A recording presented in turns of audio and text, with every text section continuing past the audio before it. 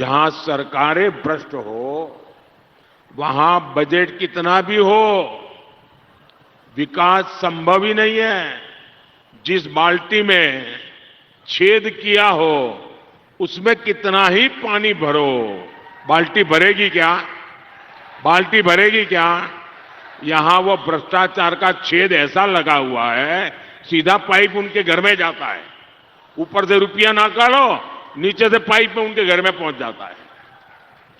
झारखंड इन्हीं मुसीबतों से गुजरा है। ये पैसा आपका है कि नहीं है? ये पैसा आपके पसीने का है कि नहीं है? ये पैसा आपके हक का है कि नहीं है? किसने उनको चोरी करने का अधिकार दिया भाई? एक मुख्यमंत्री जिसने झारखंड को लूटा, जिसने झारखंड को लूटा, उस पर कानून के तहत कार्रवाई हो रही है और अदालत इस काम पर थप्पे पे थप्पा मार करके अदालत डंके की चोट पर कह रहा है हां, चोरी की है। गारंटी देता हूं, आने वाले 5 साल में ऐसे सभी भ्रष्टाचारियों पर कानून का डंडा चलेगा, चलेगा, चलेगा। भाइयों बहनों, मोदी का एक ही संकल्प है, भ्रष्टाचार हटाओ। और ये इंडिया अलायंस वाले कहते हैं भ्रष्टाचारी बचाओ। वो रैलियां करते हैं, किस चीज के लिए करते हैं? नौजवानों को रोजगार मिलेगा, इसके लिए नहीं। कारखाना खुलेगा, इसके लिए रैली नहीं। किसानों का भला होगा, उसके लिए रैली नहीं। महिलाओं का भला होगा, इसके लिए रैली करते हैं। कभी दिल्ली में करते हैं, कभी रांची में करते हैं। सारे इकट्ठे होते हैं, हाथ ऊंचा करते हैं। क्यों? भ्रष्टाचारी बचाओ, भ्रष्टाचारी बचाओ। अरे चुनाव के समय भी भ्रष्टाचारी बचाओ की रैलियां कर रहे हो, मतलब तुम्हें इस देश के कोई लेना देना नहीं है। भाई मैं ये तय नहीं कर पा रहा हूं कि ये चुनाव सभा है कि विजय सभा है। उनको तकलीफ हो रही है, चिल्ला रहे हैं और मुझे पूछ रहे हैं कि मोदी अपने आप को समझता क्या है? ये आदिवासियों को, गरीबों को मुफ्त में अनाज देता क्यों है?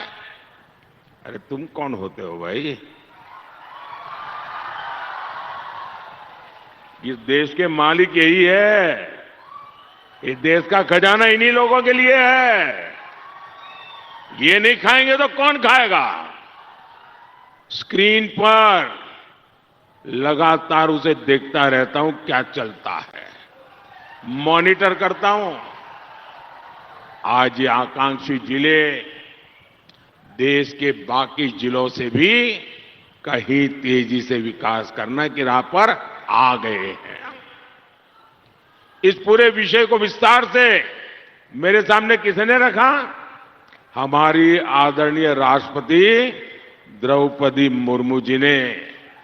लेकिन झारखंड के मेरे भाइयों और बहनों, आपको याद रखना है कि द्रौपदी मुर्मू जी को, एक आदिवासी बेटी को राष्ट्रपति बनाने का सबसे ज्यादा विरोध इंडी गठबंधन ने किया था। डिस्ट्रिक्ट मिनरल फंड भी है। ये क्षेत्र तो बॉक्साइट का बहुत बड़ा उत्पादक है। पहले खनिज निकलता था और जहां से निकला उस क्षेत्र को कोई नहीं पूछता था। मोदी ने कांग्रेस के जमाने की ये नीति भी बदल डाली। मोदी ने तय किया कि इस संपदा का एक हिस्सा स्थानीय विकास के लिए लगना चाहिए। इसके लिए हमने डिस्ट्रिक्ट मिनरल फंड बनाया।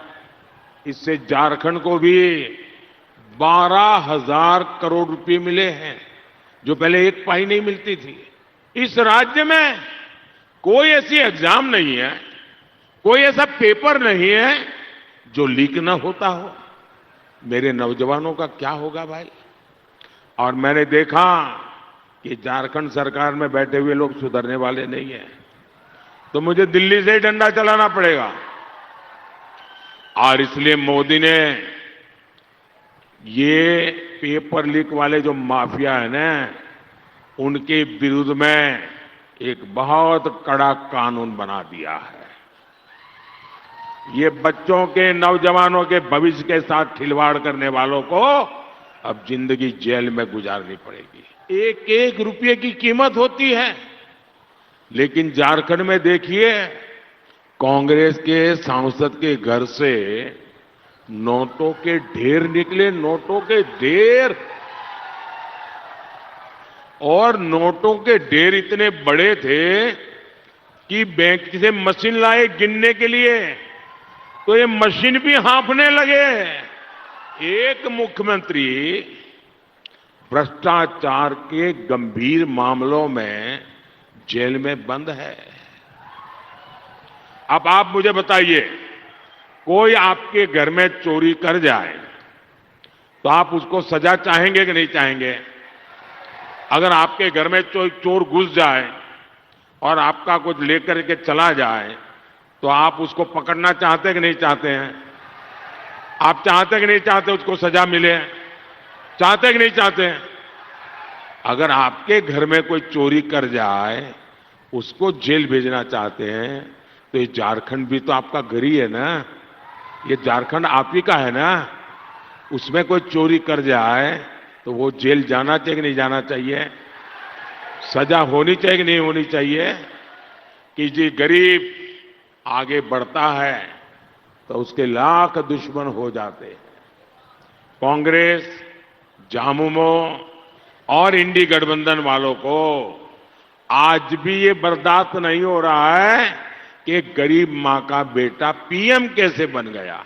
ये लोग मोदी के खिलाफ नए नए झूठ फैलाते रहते हैं। आजकल इनका नया झूठ है, मोदी आएगा तो आरक्षण खत्म कर देगा, मोदी आएगा संविधान बदल देगा। अरे मूर्खों के सरदार, ये मोदी तो 10 साल से आया हुआ है भाई। ये 10 साल से प्रधानमंत्री है और शान से सरकार चला रहा है।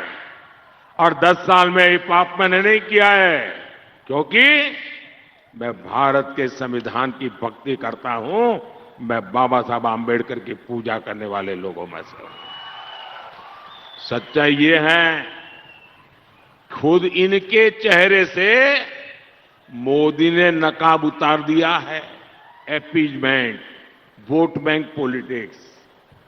कांग्रेस जो चश्मा पहनती है उसमें एक ही वोट बैंक दिखता है और वो है मुस्लिम वोट बैंक। कांग्रेस की इस नीति का बहुत बड़ा नुकसान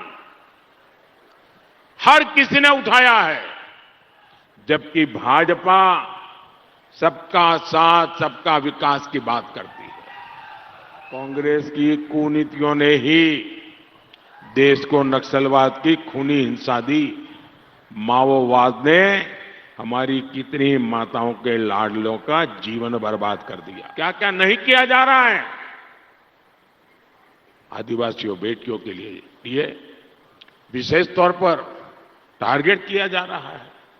जब लोग इसके खिलाफ आवाज उठाते हैं तो इंडी गठबंधन वाले कहते हैं मोदी के खिलाफ वोट जिहाद करो, वोट जिहाद।